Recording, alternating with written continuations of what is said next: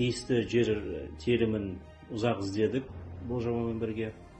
Ақтөбе қаласының жан-жағын қарадық. Газдың бар жағы. Сондықтан Алға ауданына қазір тоқталды. Бұл да Алға ауданы үшін үлкен экономикасына серпін беретін жоба болады. Мұндай үлкен жобалар біз үшін, біздің Ақтөбе өңірі үшін өте қажет.